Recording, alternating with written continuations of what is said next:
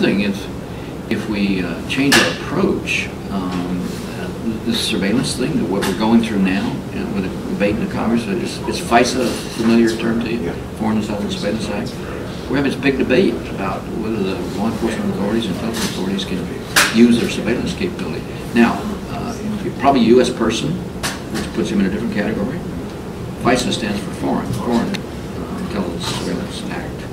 So that's overseas. So, but thinking through that in a way that is more constructive, then you can be a more preventative range. Remember, I'm an Intel guy, background history, focused externally. And so our mission was always to know and understand and prepare so we weren't surprised, if they're mobilizing or whatever they're doing, is to advance warning. That's a much greater challenge domestically because of who we are, and our Constitution, our Bill of Rights, and freedom of speech, and all the things that go with that. So it's a huge challenge. Now, if there's a foreign connection with the right kind of legislative authority, we can find it. Now, this guy who did this says he's affiliated with ISIS. If there's a connection to ISIS, it's possible we can have identified it ahead of time. But the debate on FISA right now says you're targeting a foreigner, and the foreigner talks to an American. Now you've done domestic collection. So now the debate is, what do you do with the American's identity? Now, currently what the policy is you would, if it's foreign intelligence, it has some value, you would say foreign intelligence XYZ and U.S. person 1 or maybe U.S. person 2. Now the question becomes, FBI says, well, wait a minute, they're talking about terrorist activity. Who is number 1? That's called unmasking. So now you've got to make a decision, can you tell the FBI who it is? The second issue, what they're really debating, is if you collect this foreign intelligence, there'll be some U.S. persons in the database because they talk to foreigners. Can FBI have access to the database?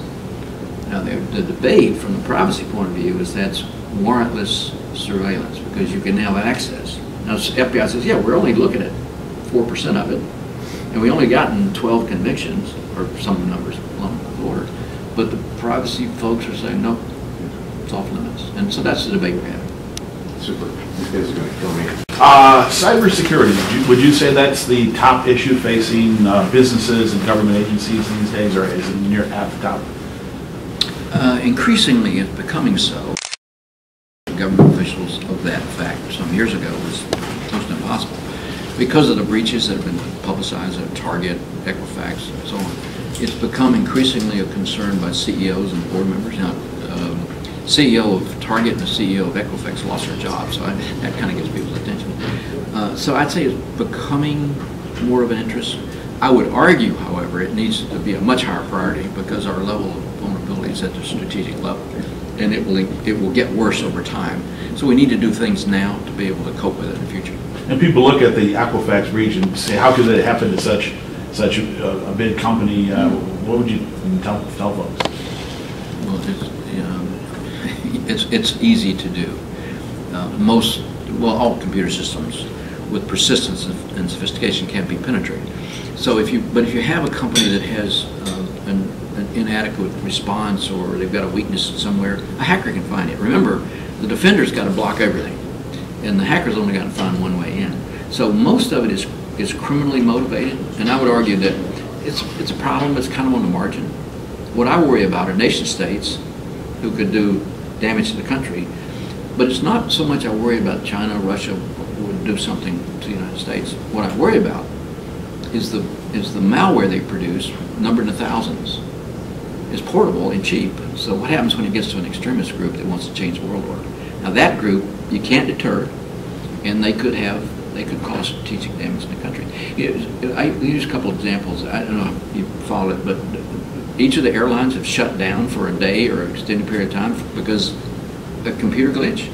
Have you ever been in the airport trying to get on an airplane when it shuts down and it's a computer glitch? Well, take that computer glitch to money or to telecommunications. We become digitally dependent as a nation, and virtually everything that controls our lives we interface with is digital. Your recording machine, right? You're digital. You're going to transmit a signal. Your FM station, I presume. It's going to be a digital signal. So we've embraced technology. information technology, and now it owns us because we're digitally dependent. So if we don't address that dependence, then we're going to be strategically at risk. Talk a little bit about your presentation here later today, what you're going to cover, sort of in a nutshell. I don't know. I don't normally make that decision until I'm about 30 minutes out. So usually when I do I got sort of a standard line history story, whatever. But what I'd like to know is who's the audience, what do they know, what's their frame of reference, what do they want to know, and how can I be entertaining enough that they'll actually listen to what I have to say. I have a serious, stark, hard message, but I got to get them to listen. So when the iPhones come up and they got their head down and they're not listening, so how do I do that? So that's usually what I go through. What I'm going to tell them is the nation's at strategic risk. The courses they're going through are absolutely vital. There's a job market out there that will hire every one of them in an instant. We're 1 million short on the people we need. The problem's going to get worse, not better. The Internet of Things will connect everything and make us more vulnerable. So we've got a strategic issue for the nation, and we're not addressing it adequately, and they're part of the solution, so get on with it. That's basically my message. And you sort of answered my next question. How important is the work being done at institutions like this to the future of cybersecurity? It's vital, but it's not enough of it. If you take all the graduates and add them up, now a lot of people have migrated into the cybersecurity space from computer science or electrical engineering or information systems. That's generally where the professionals come from now. What the academic institutions are arguing about, academia, I've learned, it takes forever. And you got academic independence and so on. They haven't lived in my world to see what I see, so they don't have that experience and the benefit of that experience. So getting an agreement on what are the qualifications to graduate something with a degree in cyber science. There's only one I know about, and maybe others, but only one I know about. It's the Naval Academy. Now, why did the Naval Academy get there? Well, they're vulnerable. The weapon systems are vulnerable, and they want to turn off the other guy's system. So they had to come up with a plan for cyber operations. What does that mean? Degrade or destroy the other guy, and keep the other guy from degrading or destroying us. So their intent is cyber operations, but to satisfy academia, it's cyber science. And then they designated a whole class of warfighter. It's called cyber warriors. That's a big chunk of the Navy. So what is it now? Well, we're going to send a battle group to sea. We don't want them to be successful in turning off our weapon systems or whatever. So that's the first thing. Second, we want to turn off their air defense and their early warning system and their system for detecting ships along the shore, whatever it might be, or their air control system to send airplanes out. So it's a cyber world that's all controlled by cyber means. So you want to dominate in cyberspace.